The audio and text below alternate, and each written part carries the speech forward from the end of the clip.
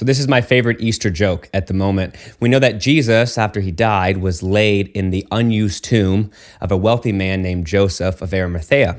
And apparently when they asked Joseph of Arimathea why he was so willing to allow Jesus to use his tomb, he said, well, based on Jesus' pronouncements, it was clear he only needed it for the weekend.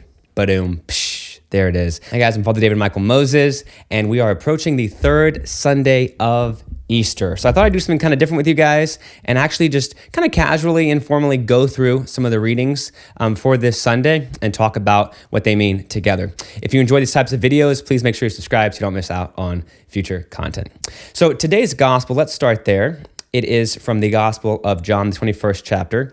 And we kind of an overall view, we have Jesus appearing to the disciples. They have been fishing all night. They don't catch anything. Then Jesus tells them to cast the net on the opposite side of the boat, and they have this huge catch of fish. And then Jesus has this really beautiful interaction with Peter, asking if he loves him. So a couple things. One, and I'm going to pull a lot from Brant Petrie, just as a reference point. He's a fantastic biblical scholar. You can definitely check out his stuff. So Peter tells the other apostles, I'm going fishing. This is sometimes interpreted as him kind of going back to his old way of life post the crucifixion and resurrection of Jesus, that maybe Peter is confused. And I understand this reading. I think there maybe is something to that. Certainly we can say that when we're confused in our lives and our faith, a lot of times we go back to our old way of life. Sinful or not, we go back to what's familiar to us. So I think there's an element of that maybe. But also I think it's likely that, Peter was just hungry.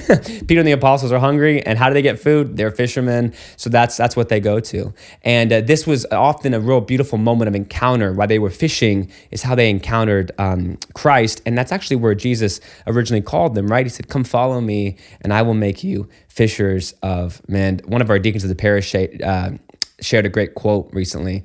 They said, I think it's from Peter Kreeft, that if anyone says that they have met Christ, but they haven't changed, then they haven't met the real Christ. That to really meet Christ means that there's going to be a change in who we are, even if there's a temptation to always go back to the way things were before. So as they're fishing, right, they're not catching anything. One thing that jumps out to me is Jesus calls out to them. He says, children, have you caught anything to eat? He calls them children. Kind of a wild thing for a man to say to a boat full of adult men. But that is so much of what Jesus focused on in the gospel is us being childlike, not childish, but childlike. I was really moved at the Easter vigil we had when we do the renewal of baptismal promises for the people. So we renounce evil, and then we reaffirm our faith in God. And one of them says, do you renounce sin so as to walk in the freedom of the children of God? That's what sin does. Sin keeps us from freedom, and it keeps us from a childlikeness. Part of being a child is knowing that your parents are protecting you and are guarding you, that you're safe, and so you can play, right? You're free. You're free to really be who you are, and that is the life of holiness and the life of the saints. Is there's this freedom in being children of God. I had a friend share with me a while back that. He said, man, your parents have been so supportive of you. I see in you a lack of fear of failure because you know even if things don't really go as you planned, that your parents would be there to catch you as you grew up, and that spirit has kind of stayed with you as you've grown up. And I think there's definitely a truth to that, and I'm thankful for that. That there's a childlikeness that is very much pervades when we get rid of sin. And then he says, have you caught nothing to eat? Of course they haven't. And then he says something kind of interesting. He says, cast the net over the right side of the boat. So they've been fishing on one side. Presumably during the night, they've fished on both sides, And even if they haven't, they've been moving through the water, right? So the difference from one end of the boat to the other end of the boat is maybe 6 feet, I would guess. So to cast on one side or the other side isn't really that different. But the point is not that Jesus is actually giving them very, highly technical fishing advice. The point is that he's telling them what to do, and they need to be obedient. I mean, I harp on this a lot. That is the hallmark of Catholicism, is obedience to what God says, obedience to the authorities God has put over us. obedience is what is safe for us. And so that's the point of this, is not that Jesus knows some kind of secret that the right side is way better, but that they need to be obedient and they need to trust him, right? We just had Divine Mercy Sunday. Blessed Francis Xavier Sealos has a great quote. He says, "No soul is in hell because their sins were too great, but because their trust was too small." No soul is in hell because their sins were too great, but because their trust was too small. Ultimately, trust is what keeps us from coming to the Lord. And we're actually going to come back to that in a second as we see this interaction with Peter and with Jesus. So they cast the net on the other side of the boat, and they catch just tons and tons of fish. And they say the total number was, they say it here, I think it's 153 different types of fish. And the symbolism of that, I've heard, is that at the time, they thought there were about 153 different nations in the world, different types of people. So the early church kind of saw this as a representation of the Lord wants us as a church to catch, to bring into the net of the church all peoples, all nations. Catholicism means universal. Catholic means universal. So that it's a universal church. So that's the way that was often interpreted. So even though we know there's more, nations of people than that nowadays, that kind of symbolism certainly still stands. So what is Peter's reaction? They catch all these fish. Peter doesn't say, "Oh, this is great. We have so many fish. I'm not hungry anymore." Peter actually ignores the fish and then jumps into the boat and swims to Jesus.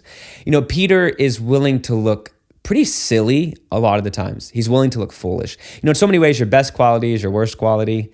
And Peter does some really silly things in the scriptures that make him look bad.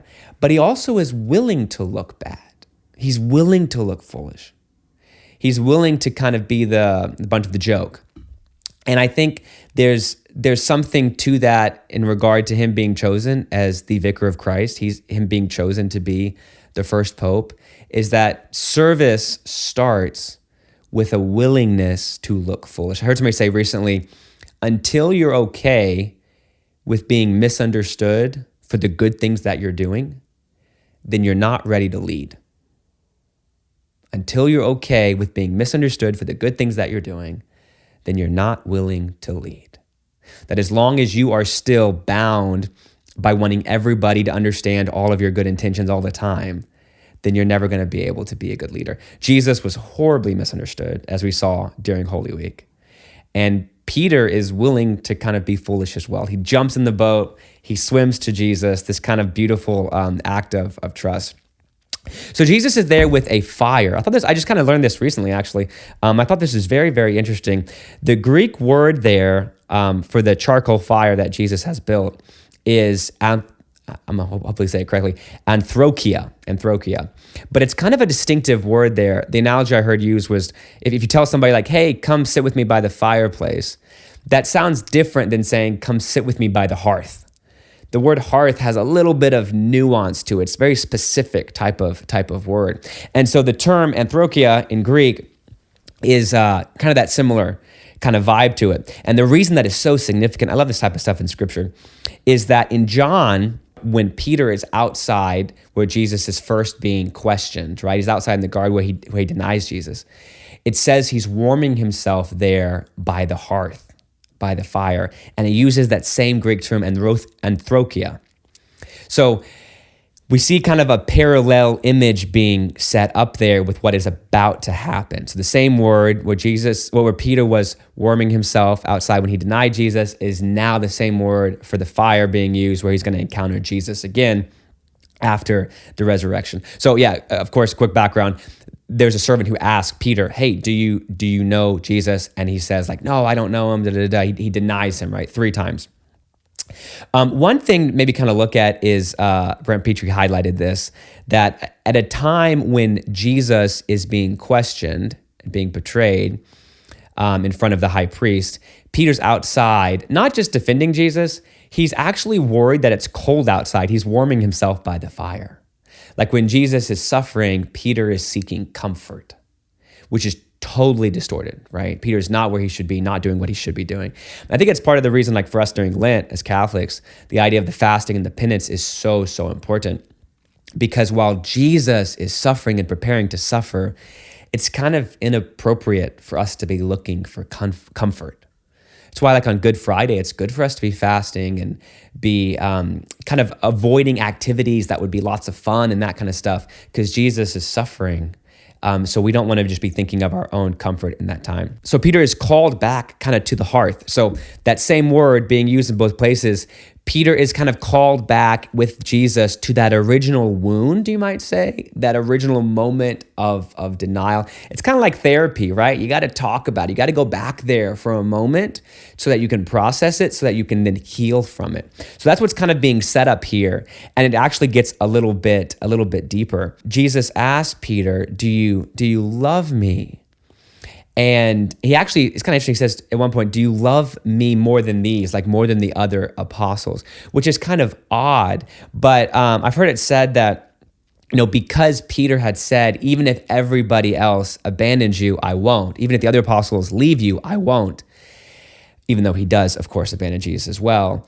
Jesus is kind of giving him a chance to kind of heal that by saying, do you love me more than these? Like, do you have that same energy for the gospel? Do you still want to be faithful? And of course, Peter says, you know that I love you. He asked him 3 times. So for each one of the denials, there's a healing there.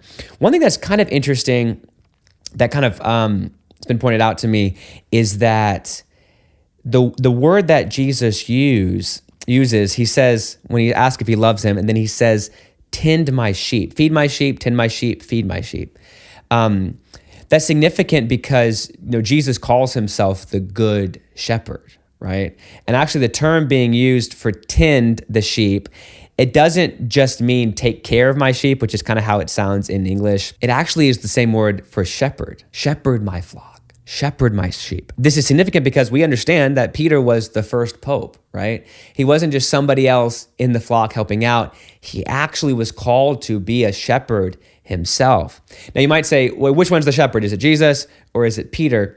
Well, Jesus ascends into heaven, right? He starts a church. There must be some human head of the church, some human shepherd, and that is clearly Peter. Has been passed on now to the current day. We're about to have a conclave to elect the new shepherd of the universal church. So kind of a nice foundation for the primacy of Peter here. And then what happens, right? He tells him to feed his flock, and then he says something kind of interesting. He gives a very specific imagery. Jesus says, amen, amen, I say to you, when you were younger, you used to dress yourself to go where you wanted.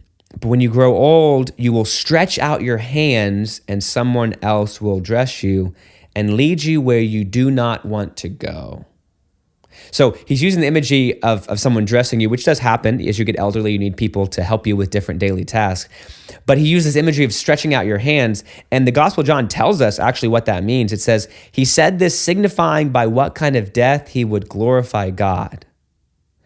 And we actually know that Peter was crucified like Jesus was. He was actually crucified upside down because he said he didn't feel worthy to be crucified the way that Jesus was. And then Jesus finishes with these final 2 words, follow me, which is cool because those are some of the first words he speaks to the apostles. Follow me, right at the beginning of his ministry, and then follow me to end today's gospel.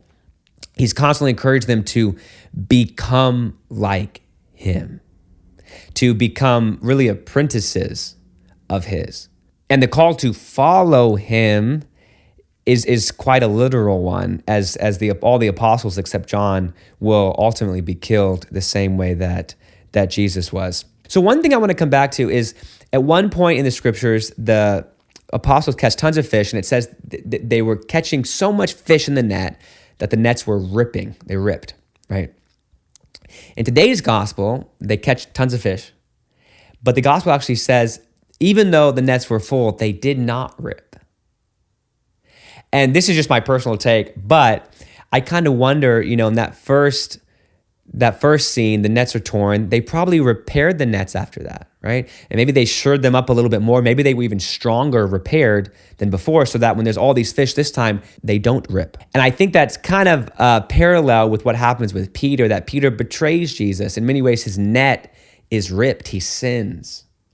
But in this, Christ actually is healing that net, healing his heart, fortifying him, making him even stronger so that when he is challenged again in his faith, when he's being persecuted, sentenced to death, he doesn't rip.